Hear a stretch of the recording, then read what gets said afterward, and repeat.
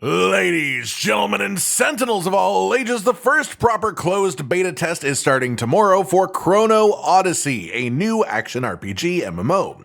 And as someone who was invited to check out this beta test version a little bit early, I sunk in a good chunk of hours. I played 2 different characters myself. I spent a lot of that time playing in a group of 3 with the other people on this channel who do the actual voices in the videos, and to my knowledge, I did pretty much everything that was available to us at the time. In fact, I did it twice. I basically did one character just fresh the first time, just fully blind, and then my second run through I had a general idea of what activities I wanted to do and the order I wanted to do them in. The difference was, of course, quite notable. Sure, speed is one thing, but the main difference that I felt was comfort, because if you go at a boss balanced around level 5 stuff, well, being level 3, and you don't know that's the case, you might get a slightly warped view of combat in the game.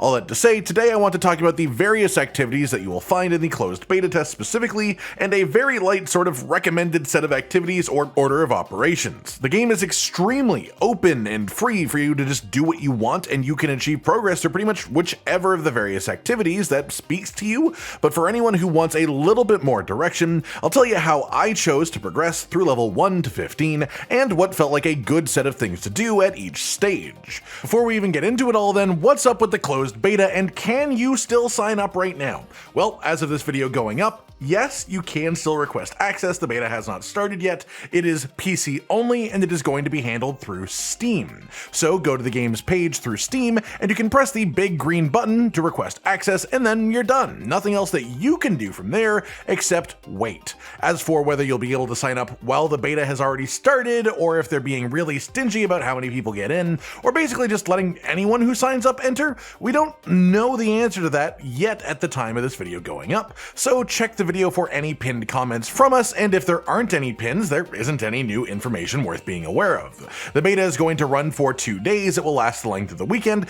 so if you want to really experience all there is to offer, you gotta give it a good chunk of your time.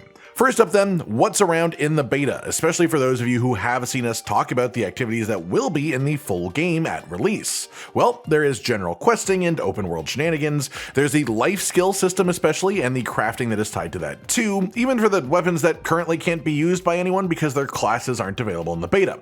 There's the chrono gates, which are sort of like the main story thread through this section of the game, and with a lot of your gameplay just being to gain power in order to take on these chrono gates and the solo boss fights that are held within them. There's the bounty hunting system, which is one of your main experience grinds early in the game, as well as a pretty good source of gear and upgrades. This often lines up quite well with area quests or world quests if you're just following quest chains as well, because it'll bring you to the same locations. So you can do a bunch of this stuff in a nice burst together. There's stuff like time portals, which are a relatively quick activity where you go back in time, deal with some time ghosts, and then defeat a boss for some solid loot at the end.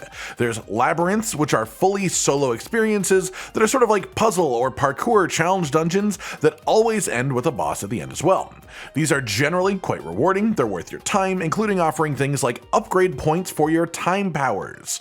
There are trials, which I didn't come across myself personally in the playtest, but I have heard that there are a couple of them around, and these are essentially multi-chamber solo dungeons, like the more combat-focused alternative to labyrinths as a solo activity. There are field bosses, which are named bosses out in the open world, which are a bit tougher and have specific movesets, with the exceptionally hard versions of these that are meant for multiple groups at a time being called region bosses instead, and being much rare to come across. These field bosses specifically have quite a range in difficulty, but especially if you are fighting them in a group, they aren't that challenging. Then there's rarer stuff like the party-specific quests, things that are balanced for multiple party members rather than just by yourself, like some world events or time portals, and these will always say the word party in the actual quest text if that is the case. There's also even just some side quests that are party scaled too. But then of course there is the big one, which is dungeons. In our early playtest, the dungeon that was in this region is disabled, but we were told that the plan is to have the dungeon active for the proper closed beta. And this should match the general description of dungeons from most other similar games, lots of little enemies through an instanced area with a couple of bosses along the way for some good rewards. And I've also heard that this will be a 3-player scaled dungeon.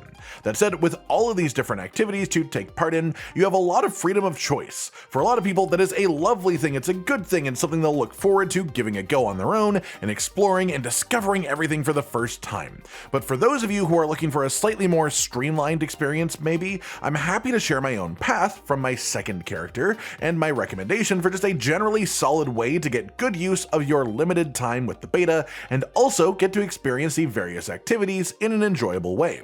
Starting off then, when you enter the world proper, you will get a straightforward set of main objectives to progress, which then makes it relatively simple until you first reach the main settlement of the region.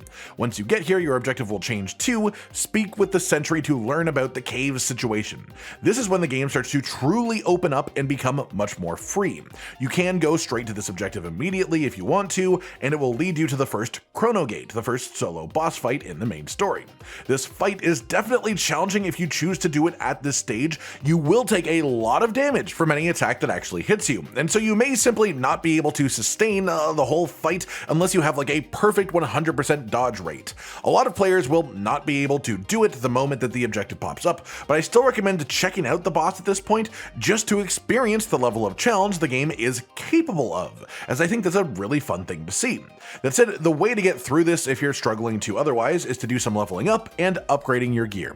You can reach this point of the story super low level if you don't do any like optional enemy killing along the way, but in my opinion, this seems to be balanced around level 5, this first Chrono Gate. So if you want a challenging experience, feel free to try it before level 5, but if you want to just smash it out of the park relatively easily, I recommend doing some other stuff, just other activities until level 5, and one way to double that up is by doing life skills and killing the respawning enemies around the life skill nodes as well.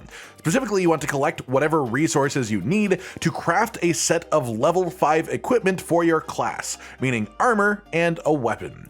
Each weapon type and armor type requires different resources to make, so the specific life skill that you will be doing will vary per class. But for me as a Berserker, most of what I wanted was made of ore and lumber, so I spent a lot of time mining and logging until I could make some level 5 gear. The weapon itself is a really just major upgrade over anything else that you will find at that stage. Crafted weapons are better than found ones in almost every situation in this early section of the game that I experienced, and the armor is also very good from crafting too, especially for the defensive increases. If you get the materials that you need before you hit level 5, that's when I recommend starting to interact with the bounty hunting system. The bounty board has lots of options on it, and if you start with the tier 1 bounties, they are all quite low level, easy fights, and they are relatively easy to track down as well. Whether you start doing these to help you hit level 5, or you hit level 5 first, the main thing that I recommend doing is following the bounty hunting quests around, and after you defeat the Chrono Gate, that is still what I recommend doing for the next section of your journey. There are tons of side quests around the world, and for the most part, the bounty hunting targets are nearby to areas that have these side quests. So if you pick up a bounty hunting target and then go to the area marked on your map, you will then generally just double up in efficiency by getting to do other quests in the area as well while you find your target. On top of this, it's worth mentioning that the bounty board reward coins can be traded in for a limited amount of tier 3 crafting materials, which are used for level 15 equipment. This means if you do a bunch of bounties on your journey while you're leveling, you can get a bit of a jumpstart on crafting some lovely gear for when you actually hit level 15, especially a weapon for when you immediately hit level 15. That said, for the most part, I recommend just following the bounties to side quests and then soaking it all in, and honestly, if you walk past something that seems interesting, do it. There are time portals near bounties, there are labyrinths near side quests, open world mini parkour challenge towers that you'll just walk by on the roads, you name it. The world is pretty well populated and everything for the most part is worth doing. I would say that bounty hunting was the most rewarding activity to actively just sort of hunt down and do on repeat until I finished all of them, but the vast majority of things in the game seem to be similarly rewarding to each other, to the point that it genuinely just felt like if I saw something around me to do, it was probably worth the time to do it, and that is a very fun thing to feel in a game this open.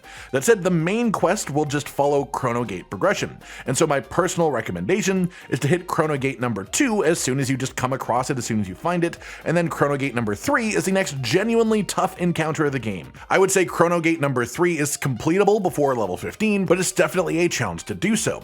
Once you hit level 15 and upgrade to level 15 equipment, which you should again do through life skills and crafting, it becomes a much easier fight and a very easy win in comparison.